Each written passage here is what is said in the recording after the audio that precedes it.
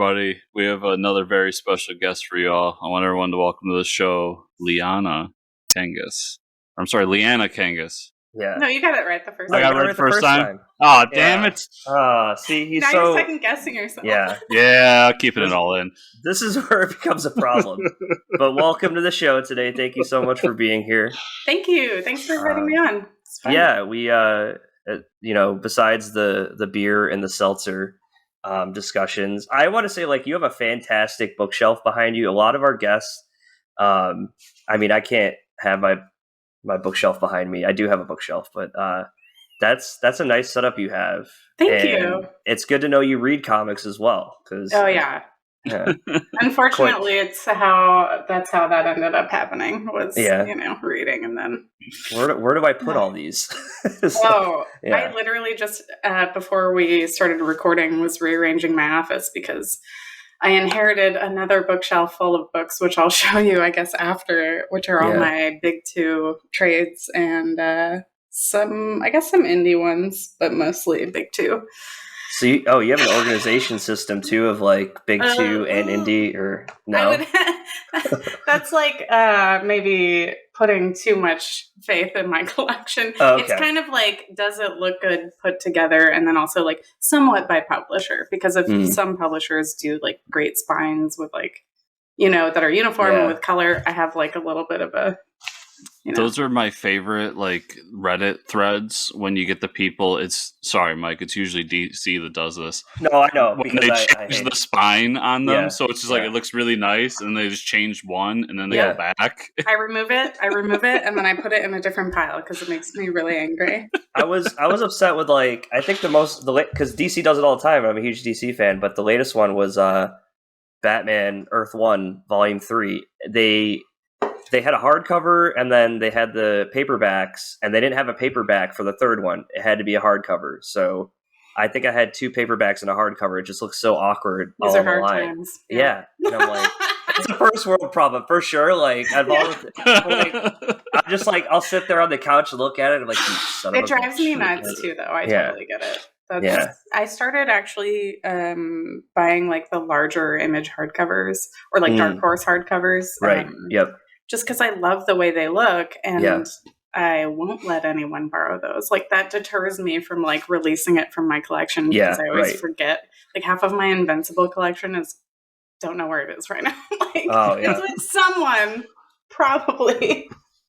It's funny how that goes too, because I have all the Invincible issues, and I won't let anyone touch the single issues. But I don't let anyone touch any of my single issues. Yeah, because it's hard to get to.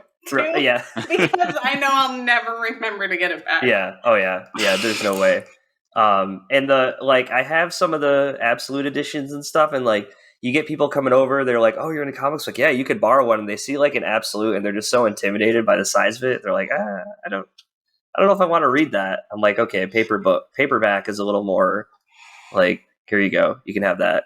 But we can't be handing out that signed Identity Crisis you got. No, I do have the signed Identity Crisis. Yeah. That one's staying on the shelf. But okay, back to, let's try to reel this back in. Our first time guest. We're not bookshelf experts here, but we do like to talk comics. So give us a little bit of your origin story. Why did you decide to draw comics? And you obviously have a love for reading comics. So let's just start there. So born and raised Floridian, stayed in Florida for 20 years of my life, 22 years maybe.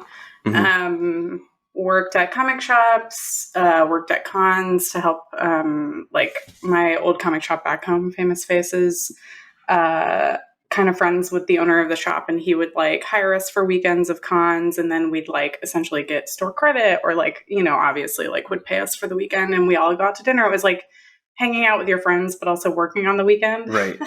That sounds awesome. Yeah, and he was such a killer shop. I was actually just texting him the other day. He always made it such a cool space for everybody to just be themselves, but prior to that, I was sitting in the Barnes & Noble aisles reading manga and things like that during high school and middle school. And then I met my partner, like my life completely changed because I was working like a desk job essentially. And like he had liked comics, I guess, before, but I really tried to push my roommate and I tried to push him into like reading more comics and stuff. And so our collection like exploded, and we ended up moving to Canada, and I didn't know how to make friends as an adult, as an older adult. Yeah, it's not easy, right? I know the pain. Yeah. Oh yeah. And living in a different country too is like, Yeah, I mean, Canada is very, like, if you could pick any country, obviously I had it very easy. But the culture was still a culture shock to me, just because like any traveling I had ever done prior was for work. So didn't know how to go out and like meet people. So he suggested, he was like, why don't you go to the comic shop and like apply for the comic shop if they're hiring? And weirdly they were. They actually needed help. Yeah. And met the owners. They were great. Dan and Jess, it was the Labyrinth comics. And met some of my now comic and animation friends because it was near this animation college called Sheridan.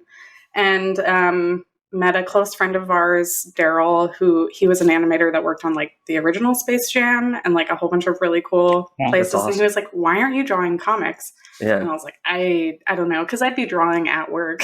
Like, right. Because my boss was actually an animator as well. So he's like, you could do whatever. Like, yeah.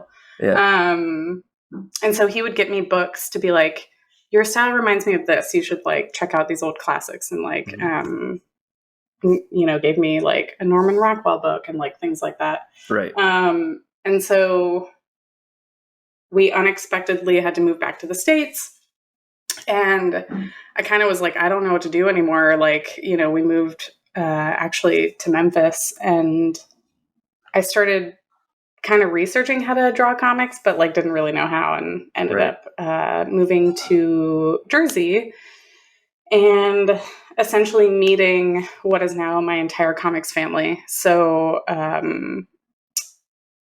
and ended up meeting people like Erica Schultz, who I would almost call her a mentor, but she would be like, what? I'm not your mentor. She's like, I'm not that old. I ended up meeting Joe Corallo, who like Pat Shand. I ended up adding a whole bunch of comics people on Facebook, which I attribute, like, I hadn't had a Facebook the entire time we essentially lived in Canada. And then I didn't realize what I was missing until I made a Facebook, or like reconnected my Facebook and started adding a whole bunch of these comics people that were local, and just trying to meet people, in place like Jersey. That's pretty difficult. Yeah, for sure. So I ended up having Pat Shand on my Facebook, and he did a call out for like, hey, does anybody want to do like a short? It's for this comic. Hit me up. And so I was like, I'll just message him and see if it works. And so that was actually the short that was for the Mine anthology, which was the Planned Parenthood. I think it's Eisner nominated, Ringo winning book. And that's how I met Joe Corallo, who's my collaborator on She Said Destroy. It's how I met my editor, Sarah Litt, who like, I love her. I've worked with her not only in the Black AF universe, like Kwanzaa, and that's how I met Beta, and ended up collaborating with Sarah on some like variant covers for Ahoy, and that's how I met Eric Palicki, and Eric Palicki and Joe did the Deadbeats anthology, and like, it's just kind of crazy how it snowballed and met. Well, you kind of you jumped in with both feet, and they're like, wow, you can draw. Yeah. that sounds, I mean, your talent got you this far. That's so awesome. I mean, and you said you kind of just taught yourself, right? I mean, you did a little bit of research and. Yeah. So I had actually, I went to an engineering college, but prior to that, I went to community college and took some art classes. And when we're in Canada, I took, I think it was like an oil painting class and things like that. And so I was just trying to figure out like what I wanted to do. I don't know. Right. And my grandpa is like, he was like a published artist, and he was like an art teacher at some point and things like that. So it's not like I didn't really draw growing up, because I kind of drew all the time. It just wasn't ever a priority because it was always there, And And then obviously doing a day job for 8 years killed me, and I never did it. So luckily, when I got out of that day job and moved to a different country, I had the chance to like figure that out and try it out. So, yeah. So really quick, back to when you're in Canada working at a comic shop. When I was in, I like to travel. Well, I travel for work, but I like to stop in comic shops. I noticed there's almost two separate, I don't know, markets. There's the French comics, right? Or I don't know. Yeah. Yeah. So what is that like? Is that a completely different realm of like, artists and writers and the fan base, or do people just kind of mingle both together? The shop that I particularly helped run was kind of interesting because it catered to art students, and the BD section was pretty robust. So like, because the owner was also an animator and artist, like he made sure, and he actually did such cool stuff where he would buy sketchbooks from artists and then sell those in the store. You don't see that very often, at cons and stuff. And so I love that he was very art centric. Like he had all the art books for like movies and things like that. But then there was a very big pull list section of like customers, which was kind of cool. And so like I met some of my friends just like talking about the Howard the Duck reboot, and like, or ones that would be like, oh my God, did you see this page 58 of the Moana art book or whatever? And like, just random types of people. And it was so rad, because no matter who walked in the door, like, I've known a lot of people that have walked in the door that were a customer that I became friends with later on because of comics or something. Like, oh yeah, we met, like, I even met somebody on the train going to a Beyonce concert. This is a little weird story. This is awesome. No, this is starting off great. Who was a customer of the shop, but I noticed her on the train and she was wearing an Endless Summer shirt.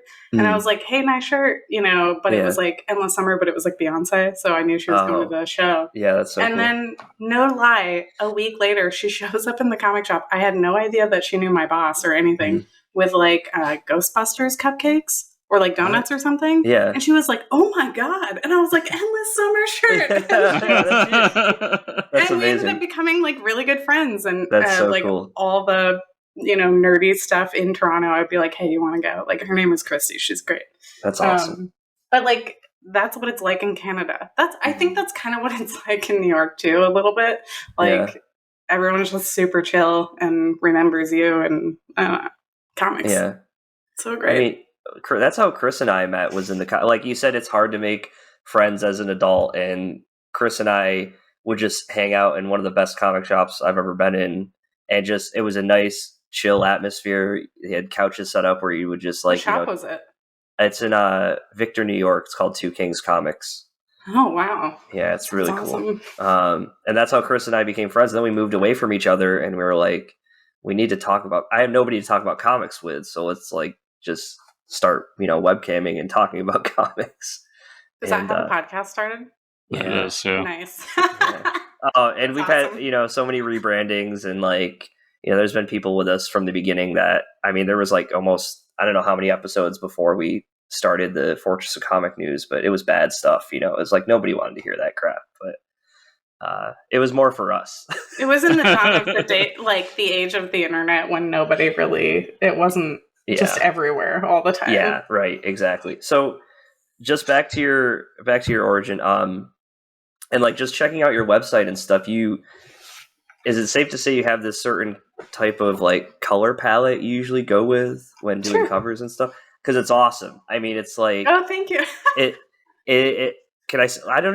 don't know like the technical terms or whatever, but it's almost like retro wave style of a lot of purples. That's a huge compliment. Okay, thank you. Okay, and I love it. It's awesome. So I was so glad that we got to do this interview today. So is that just something that developed over time for you, or you just really like that color palette and you decided to do that? Or yeah, if you saw my office, you definitely understand why. Yeah, I just love bright colors and unconventional color palettes, like.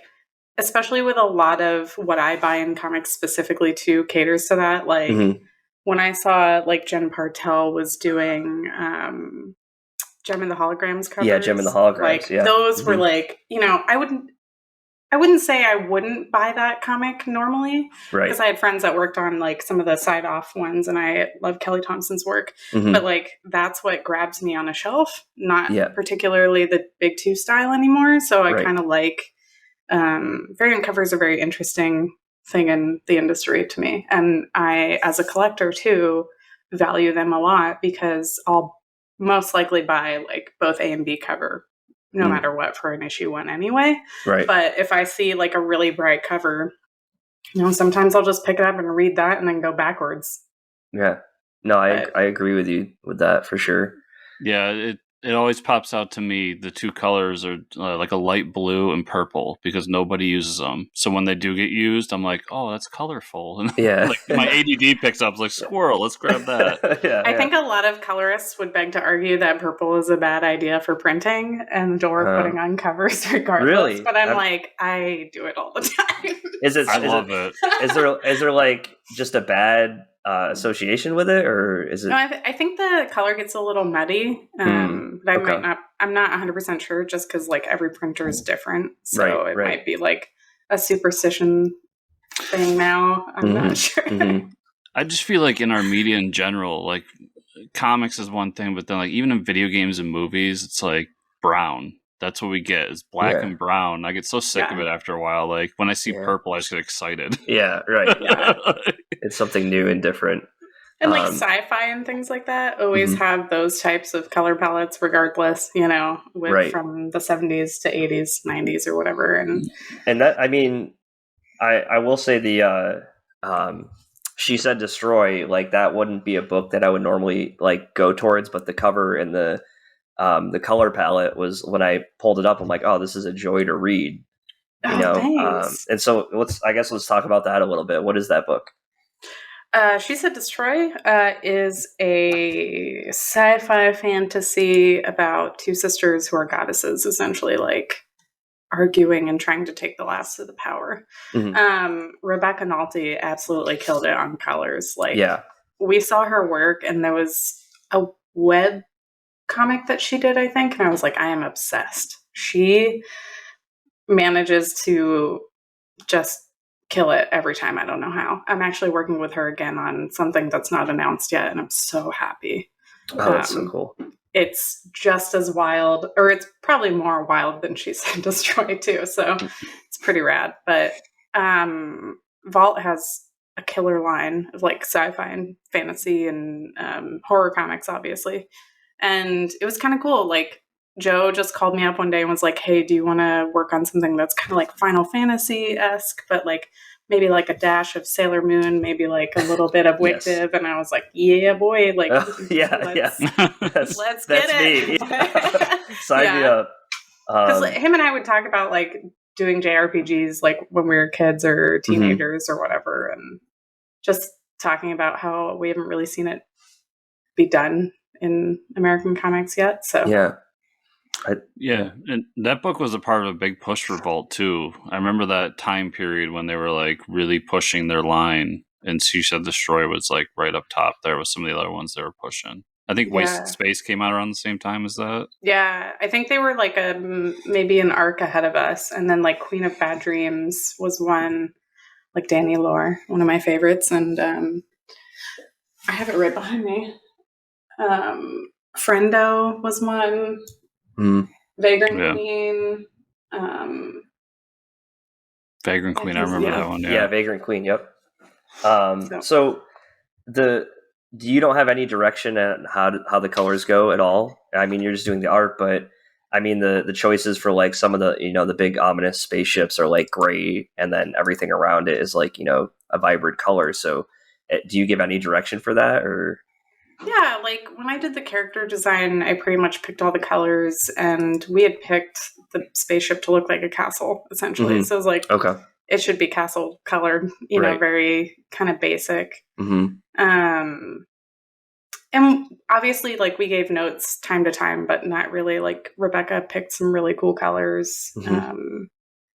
I can't remember who picked the light night colors, if it was me or her, but just I mean, it just works so well. Right. Now I can't see it any color other than that, right? Yeah, So. right. It just like works so well together. Yeah, and so it's the plan is this is an ongoing, right? No, so right now it's at 1 volume, but Okay.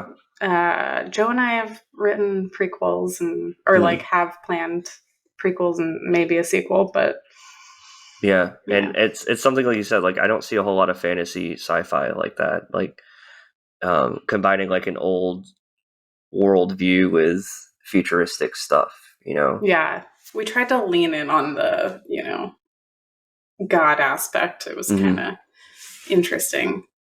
But it's like a society that's, futuristic, but there used to be gods, and now there's only like a couple left, right? Like a handful left, and they're kind of pissed at each other or something like that. That's exactly how I describe it. Yeah, I'm like, that's that's my quote for it. But I like to simplify. I don't get too heavy into like when I'm playing Final Fantasy and stuff. I try to like simplify it as much as I can for myself. So what came after that? I mean, is that was one of your first books, right? Yeah. So, let's see. I almost feel like I have to pull up Comixology at this point because there's so many, and especially during there was some of it landed during 2020 because I remember we did like a signing tour, and I was working on. I know I did Guar. Yeah, I was going to talk. I was going to mention Guar. I don't know. I don't know if you wanted to talk about that, but I remember being at a Guar show, and it was probably one of the last concerts I went to before the whole pandemic. Same here. Really? Yeah. The Halloween show in New York City. Yeah. Oh, that had to have been what a show to go to before you couldn't go to live shows anymore, right? Wow. Well, I also went to like an Ariana Grande concert. Okay. So the dichotomy or like the balance of both. Yeah, that is really a balance. Oh my god. That's awesome. Yeah, trust me, you weren't getting out of here without talking about Guar. So. I worked on that, and I like weirdly during the pandemic I worked on a whole bunch of short small things. Like one was East Side Saints, which isn't published like paper wise, but it was with AJ Mendez and Amy Garcia. And I also worked on the short issue compilation thing for The Inevitables, which was the ska project or whatever, and a Beethoven short, which we had briefly discussed. That one's through Z2, which has like a vinyl record with it. And so what are you drawing for a Beethoven anthology? How does that work? It was a really cool, interesting story that I think was chosen based off of a song. Like, okay. I think some of what Z2 does for their anthology music stuff, which is really cool. And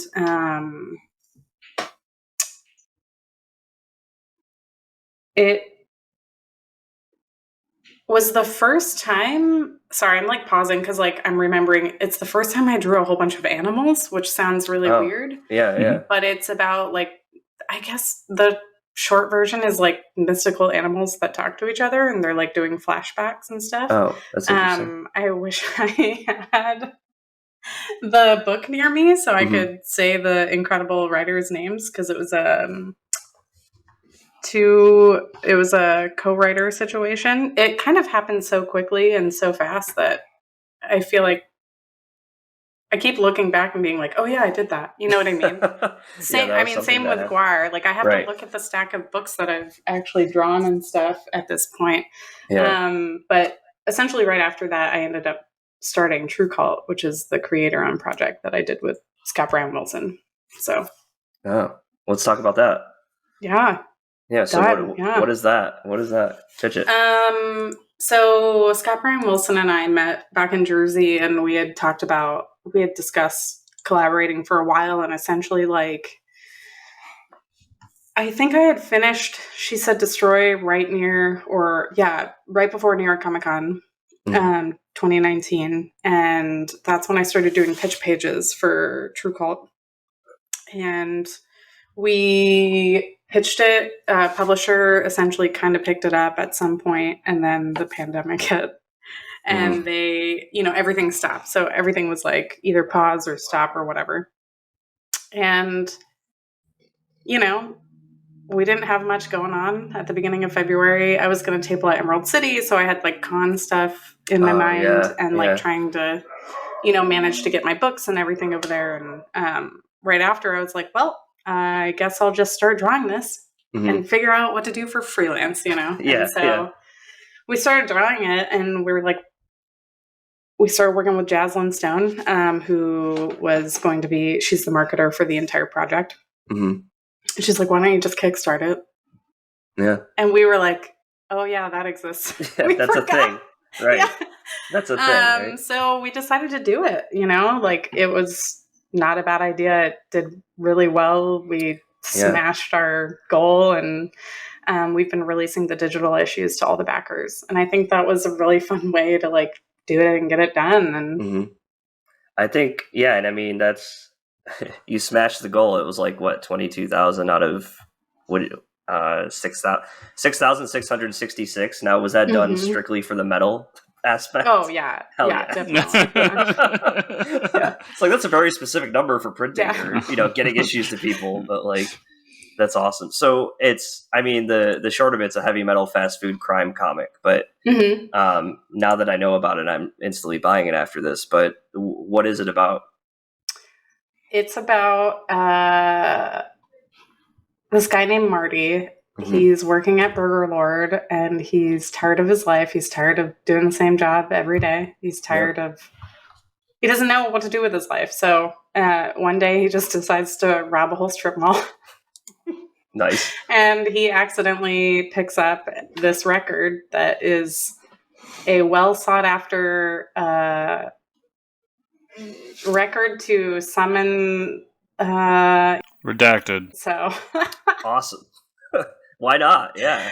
Yeah. And he has a coworker who they're essentially like trying to get more help and hire more people on, and so these people end up going on a heist chase essentially to retrieve this record. And I don't want to give too much away. I feel like I've given away a lot.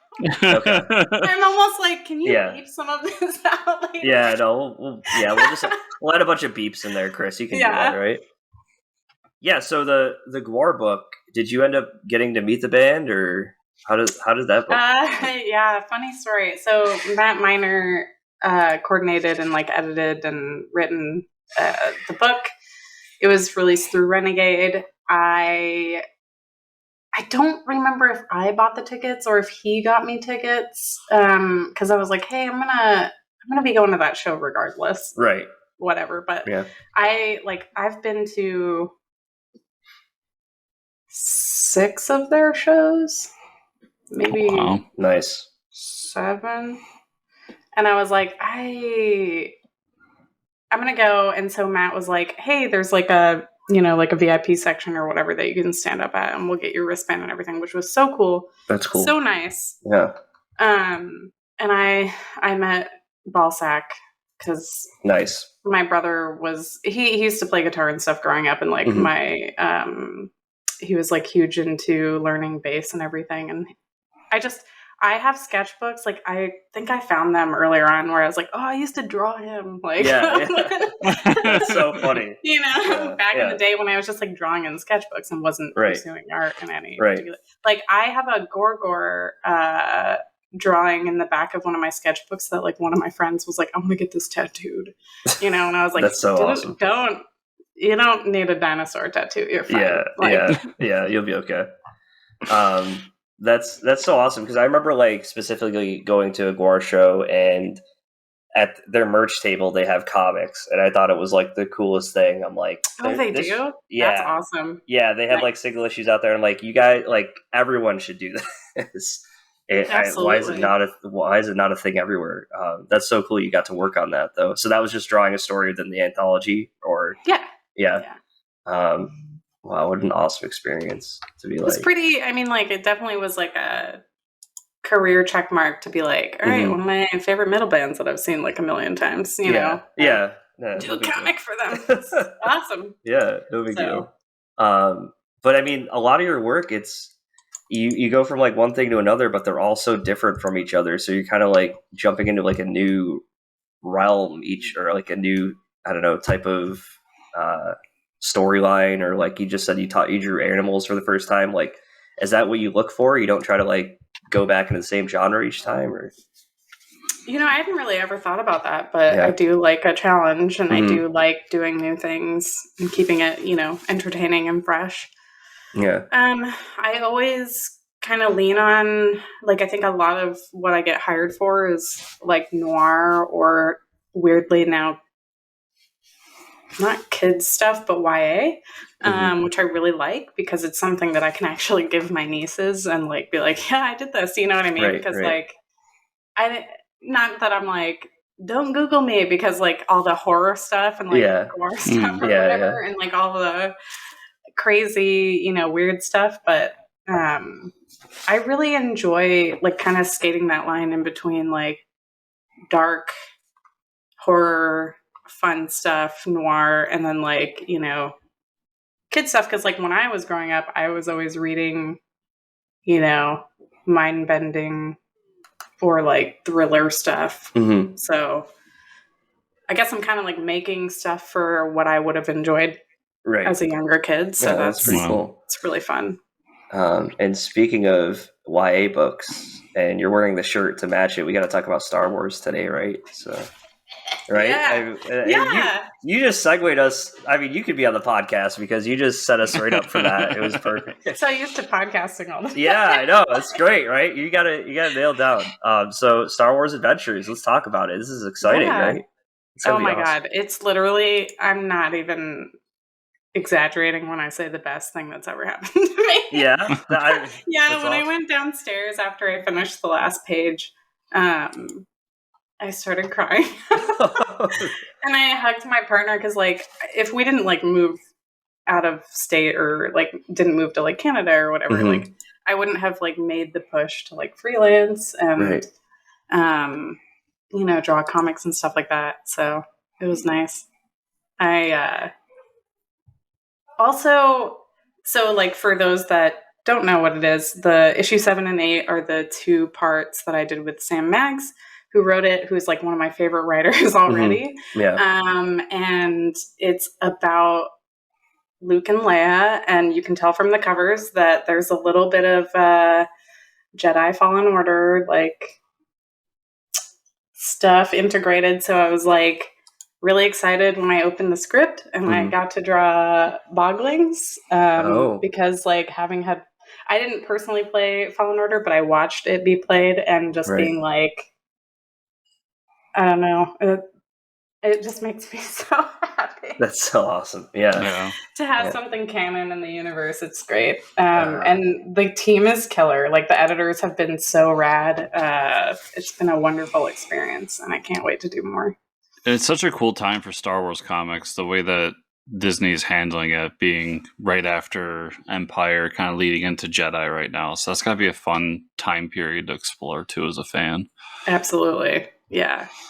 Even just, I had no idea when I sent my test page in or whatever, they were like, just draw whatever Star Wars stuff you like, and we'll send it in. And I was like, oh, okay. So I drew a whole bunch because I like all the trilogies. It's like Ewoks everywhere. No, I did draw an Ewok. It's adorable. Nice. Yes. Not to toot my own horn. I would love to see your drawing of an Ewok, by the way. I think that'd be awesome. Absolutely, yeah. I drew R2. I drew Wicket chilling here all day. Yep, there you go. Perfect. I drew Luke and Leia.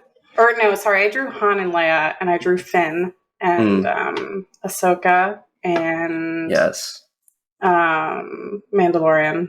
Of course. And it was a full page of stuff. So I had no idea, like when we were kind of paired up, I was like, I don't know what to expect. And so when I heard it was Luke and Leia, I literally called my brother immediately after. I was like, yo, you'll never guess. That's crazy. Oh, that's so awesome. I mean, that's fantastic. You got picked for, like, you start this page and you're like, oh, it'd be cool to draw R2D2. Oh, I should draw an Ewok. Oh, I should draw like Chewie. Yeah, that's exactly where my brain was at. Yeah. I was like, if I get to draw Ewoks, like do a whole Ewok story, I wouldn't be mad. Like, I'd be so happy. Yeah, that's awesome. But I didn't think it was going to be like Luke and Leia. So now I'm like, this is the greatest. Yeah, that is so cool. Yeah. I wouldn't even know, like, if I was in comics, I'd be like, that's it. Like, being such a big Star Wars fan, now Chris is too. It'd be like, holy shit, where do I go from there? I literally have been joking, like, all right, I quit. Like, yeah, like get up, close the door. yeah, that's it. I'll see you. So I just keep sending Christmas letters. Like, can I do Ahsoka now? Can I do an Ahsoka miniseries now? Yeah. Can I do this? Can I do that? So you're doing the covers as well? No. So I'm not sure. So I think, and I have to look it up. I actually have it right here. The A covers are always Francesco Francavilla, which I love his work so much. He does a lot of really incredible horror work. Yep. But the B covers are two different artists, and I think that they might be the interior artists. So, like, I think Nick, I want to say it's Brokenshire. Yeah, Nick Brokenshire did the cover B, which has like Crimson Corsair stuff, which I thought is really cool. And I don't know the artist for the cover B for issue 8. But it looks like Count Dooku, which is pretty rad. So that's awesome. That's really cool. Yeah, I mean that's so exciting. And so when does your first issue come out? Comes out Wednesday. Wednesday, perfect timing. There you go, everybody. Yeah, issue 7. Yeah, go to your local comic shop and get that. I mean, everybody's going to be it's Star Wars Adventures, but that's so cool too to have something you said to like share with your niece, right? Yeah, absolutely. Yeah, I more so like share it with like my brother and my brother-in-law than I do my nieces. Like my nieces are like, oh, that's cool. Yeah. But they're not like, oh my God, Star Wars. You know, they're more so into like cute, like, you know, animals and things like that. But one day, my niece is 15 now, so I'm like, one day she'll watch Star Wars with me. Yeah. I'm not gonna force it. Yep. I'm just gonna like hope that she wants to watch it with me. She did watch She-Ra with me already, and that was like already. I was trying not to like weep in the corner. Yeah. That's so awesome. Yeah, getting into the He-Man universe and stuff like that is like one thing, and then the Star Wars education begins. Yeah. I think like I need to like ease them into fantasy and sci-fi. Yeah. You know, can't like go 100%. That's awesome. So, I mean, everybody, go check it out, your local comic shop. Also, Trve Kvlt is still available on Kickstarter, right? You could order the issues even though the project's ended. Yes, we have it on Gumroad. Okay, awesome. All the PDFs are available. Sometimes we do pop-up shops, which you can get the first issue in print, but we purposefully did like digital for the rest of the issues. Very cool. Just, yeah, and if anybody wants to see what else you're doing, I mean, you have your own personal website, which has an awesome collage of all your covers. Thanks. And where can we send our listeners and followers if they want to just keep following you? I'm extremely active on Twitter. Okay. All of my social media is at Liana Kangas. And I stream most Tuesdays, art and like talking to other comic creators on Twitch. Cool. Which is the same username. And I've been trying to be more active on Instagram to do like lives and like draw a little bit. And Comixology. You can get all the comics that I've drawn on there, or you can ask your local comic shop. Yeah, for sure. Yeah, and everybody remember the link or the show notes down below. I'll have the links to her website, the previews website with the new issue of Star Wars Adventures, so you can order at your local comic shop, and of course her Comixology page as well. So go check those links out. You can check out the work. It's all good stuff. So make sure to click on them and give them a shot. Yeah, and if they want to preview, StarWars.com just posted the part of the preview for Sam and I's story. So you can read the first couple pages. Awesome. I'm going to go do that right after this. So. Yeah, thanks so much, Liana, for being on. We'd love to have you back after Star Wars, and good luck with everything else you're doing. Absolutely. Thanks for having me on. This was really fun. Yeah, for sure.